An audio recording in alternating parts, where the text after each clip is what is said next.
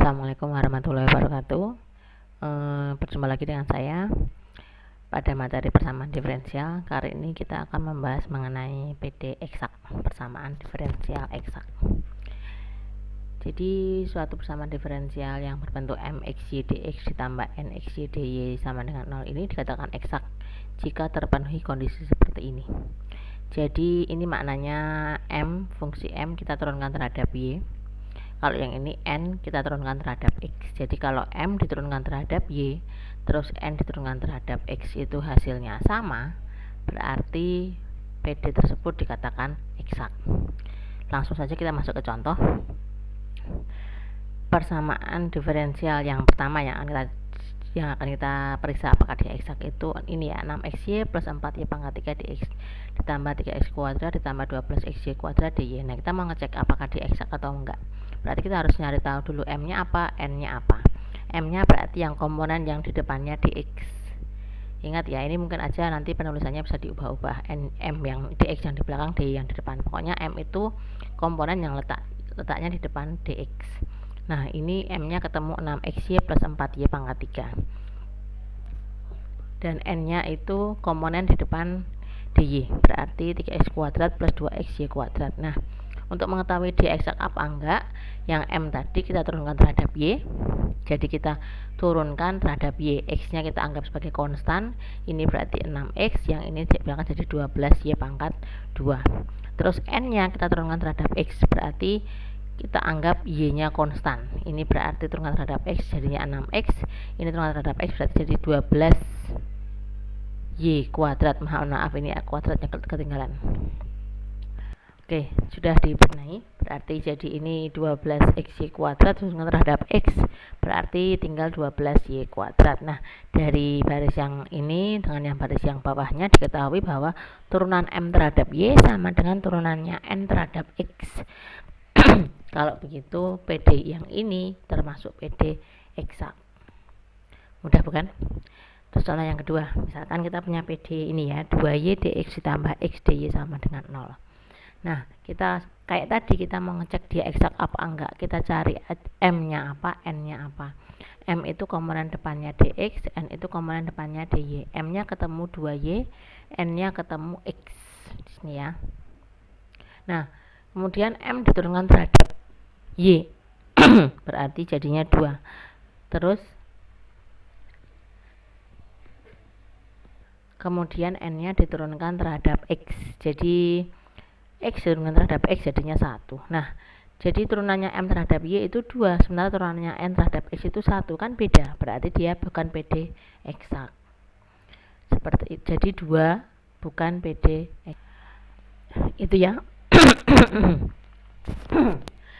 Nah, setelah kita tahu bagaimana cara ngecek suatu PD eksak apa enggak.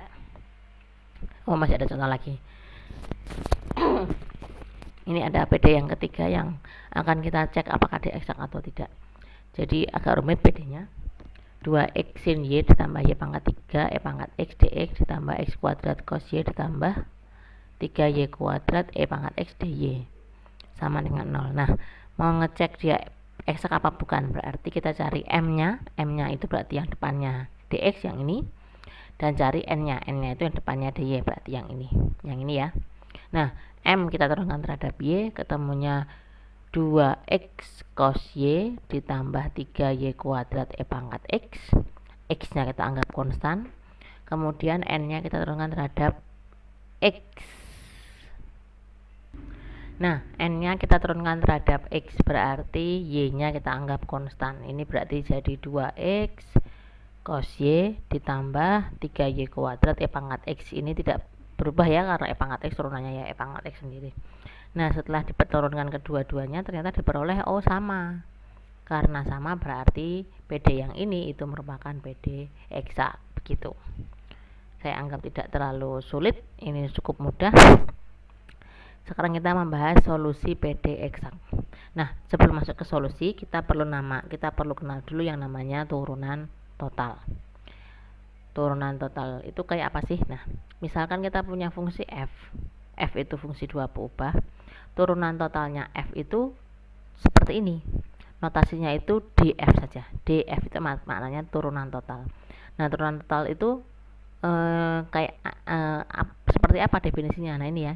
Turunan totalnya f besar itu turunan parsialnya f besar terhadap x dx ditambah turunan parsialnya f besar terhadap y dy. Contoh aja. Misalkan kita punya fungsi f seperti ini rumusnya, 3x kuadrat y ditambah 4xy pangkat 3. Kita mau mencari turunan totalnya f. Nah, kita turunkan f itu terhadap x dan juga terhadap y. Kalau terhadap x hasilnya 6xy plus 4y pangkat 3. Kalau terhadap y hasilnya 3x kuadrat plus 12xy kuadrat.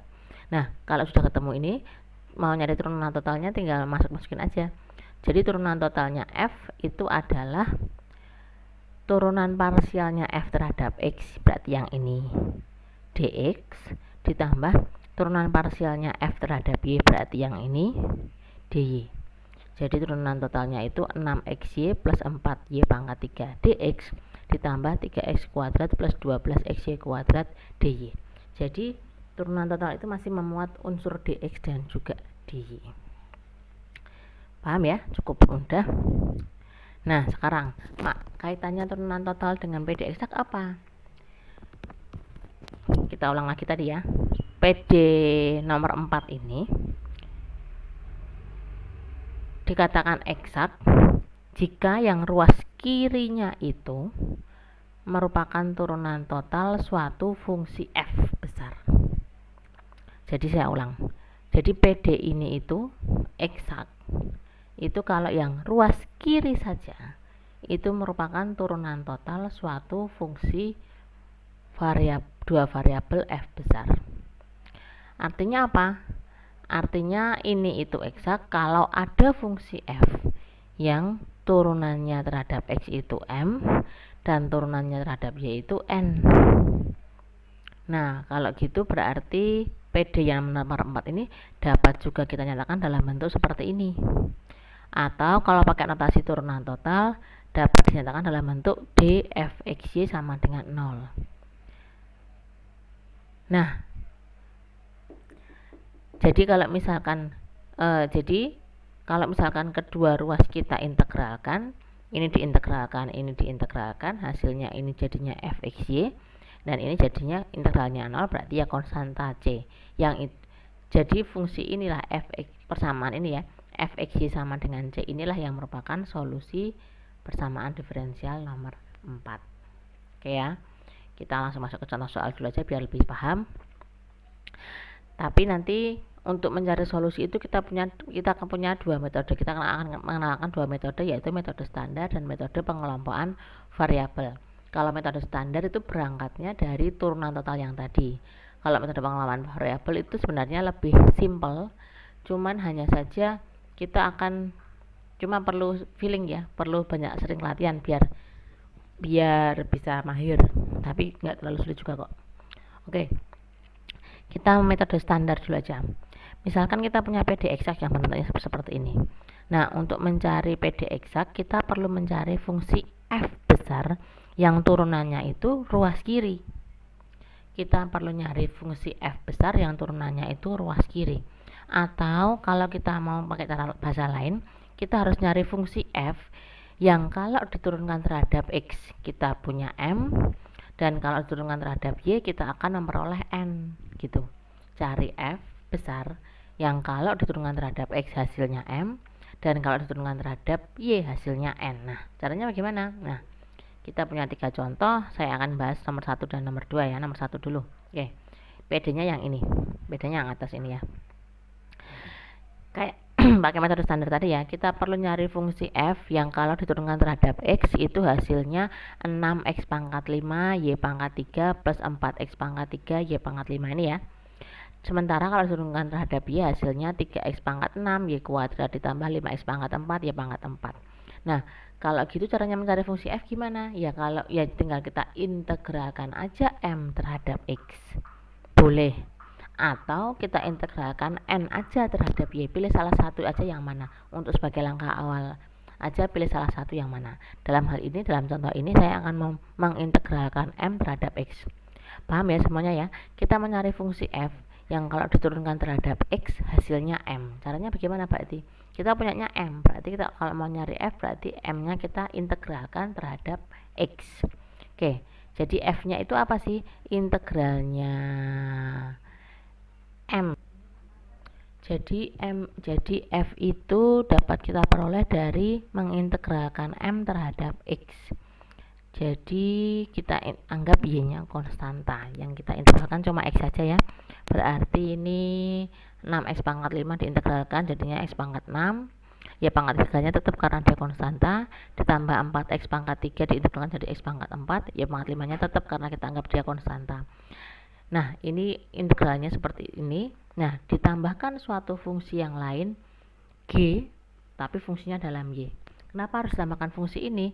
Karena ini kita itu istilahnya jaga-jaga. Kan kalau misalkan kita ada fungsi G yang sepenuhnya dalam Y, ketika kita turunkan dia terhadap X, hasilnya 0 kan? Nggak kelihatan di M. Bisa dipahami nggak?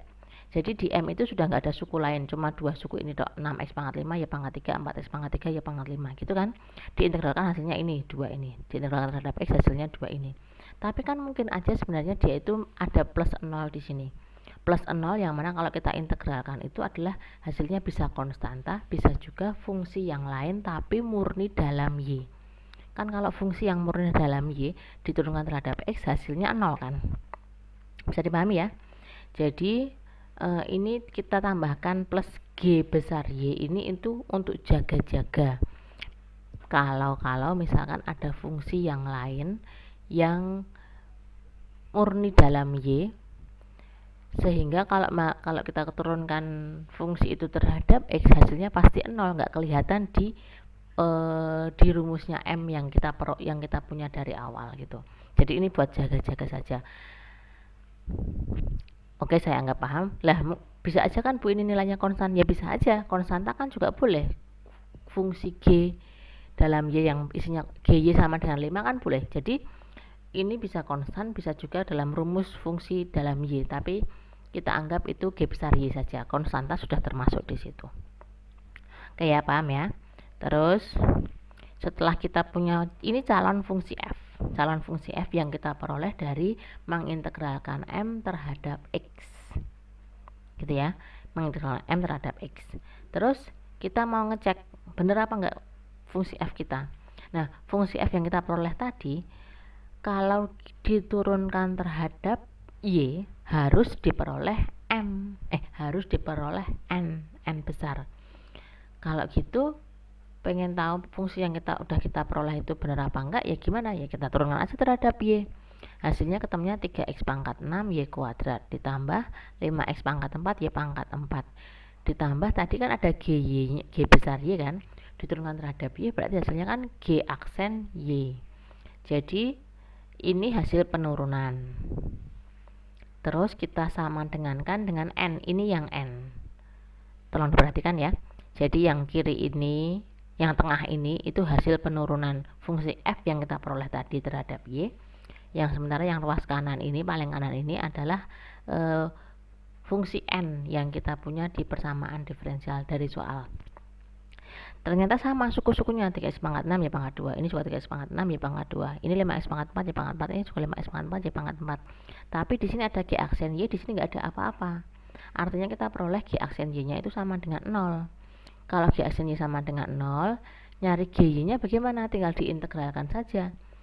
Integral kiri. Yang kanan kiri ketemu GY, yang kanan integralnya 0 itu apa? Kita anggap aja konstanta atau C1 gitu. Nah, dengan kata lain fungsi F yang kita peroleh itu yang tadi X pangkat 6 Y pangkat 3 tambah X pangkat 4 Y pangkat 5 plus C1. Nah, sementara solusinya itu adalah ini sama dengan C2. Untuk solusi mungkin nanti kita perjelas di video berikutnya dulu. Kita tutup dulu, nanti kita lanjut di video berikutnya.